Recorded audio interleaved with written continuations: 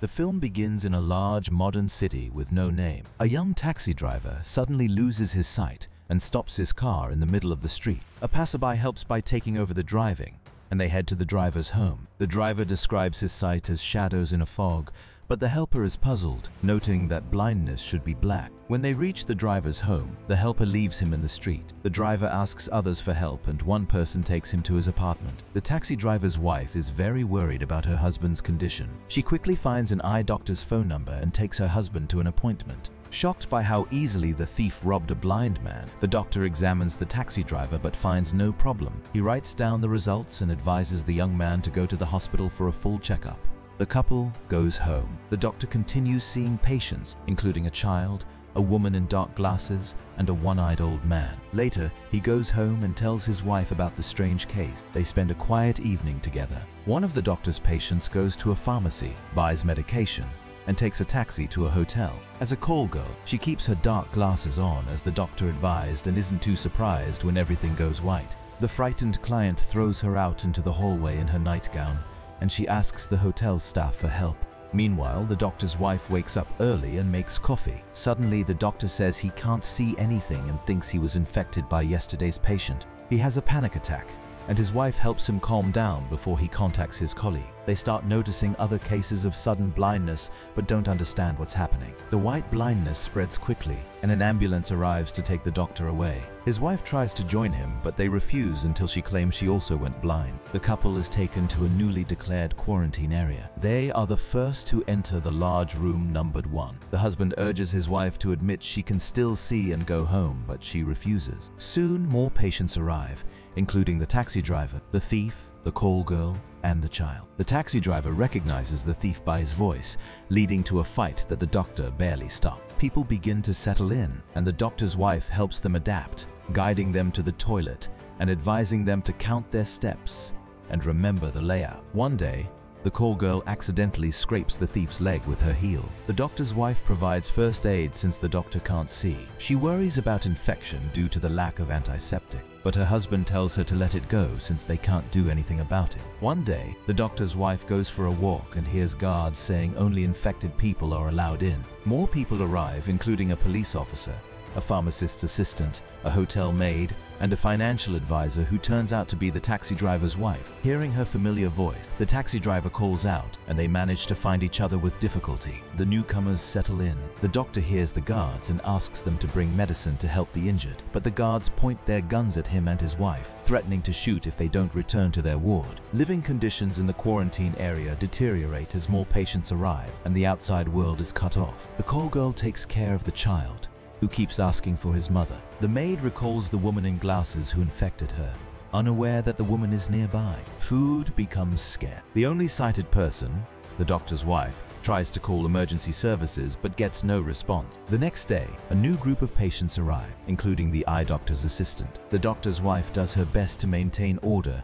and decides to stretch ropes between the wards to help people navigate. The doctor focuses on the toilet since people can't see what's happening there. Patients often leave the area to avoid the odors, but their mood worsens. One day, the taxi driver's wife falls into a deep depression and stops talking to her husband. The doctor's wife, worried about the lack of soap but glad there's water, insists on strict hygiene measures. A one-eyed old man arrives with a radio and shares the news. Many people were infected in the first 24 hours. Helpless doctors had continuous meetings, but eventually, they too began going blind. Weeks pass, and many people are forced into quarantine. A bus accident kills 23, and 2 planes crash on the same day, causing panic. More accidents happen, and people start staying home. Nearly everyone is now blind. A one-eyed man plays music, bringing back memories of happier times, and many people cry. More people arrive at the quarantine area, and the guards, unable to control the chaos and fearing infection, start shooting anyone who disobeys, including innocent people.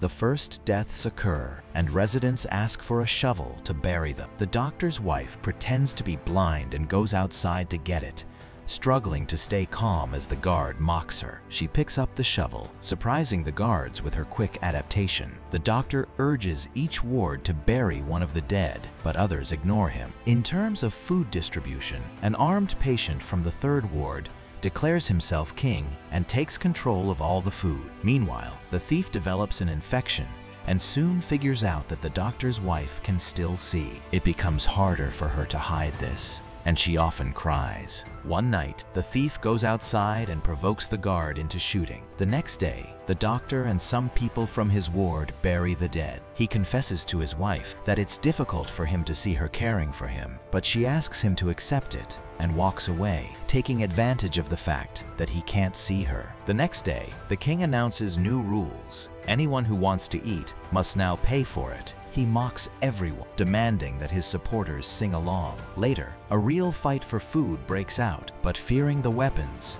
no one dares to resist. The king demands valuable items in exchange for food, and he realizes that the doctor's wife can see. Her husband tries to rally everyone for resistance, but people don't understand the value of their jewelry anymore since it's of no use now. So people take off all the expensive things they have. The doctor's wife collects them, and her husband exchanges them for food. He suddenly realizes that one of the king's henchmen is blind from birth, which is why he feels great controlling the food and valuables. The doctor tries to shame him, but in the end, their ward receives much less food than they need. He feels guilty for what has happened and refuses to eat. The call girl tries to persuade him to accept the new order, as living after taking someone else's life is very hard. They share an intimate moment, which his wife witnesses. She confesses to the call girl that she can see and forgives what has happened. A week passes, and people run out of valuables. Then the king orders that women be brought to him and his henchmen in exchange for food. The doctor's wife tries to appeal to the guards, but they say they are already giving everything they can. Arguments break out among the people. Some men call for ignoring the king's demands, but others are willing to share their women. The doctor is against his wife participating, but he can't insist on his opinion. So some women, including the call girl and the doctor's wife, volunteer to go and get food for everyone. The taxi driver tries to stop his wife from doing this, but she leaves. A total of 9 women volunteer. The doctor's wife leads them to the 3rd ward, lining them up in a chain. This causes cheers from the king and his henchmen, and an orgy begins. The doctor's wife ends up with the king, who has remembered her voice for a long time and now takes revenge for all the insults she has previously thrown at him. Later, the women return, bringing with them one of them who has been killed in the heat of the moment by the king's henchmen. The women do their best to clean her up and say their goodbyes. The next night, the king announces that tonight he and his henchmen expect the women from the 2nd ward. The blind man from birth comes to ask if those who... The movie ends. Thanks for watching.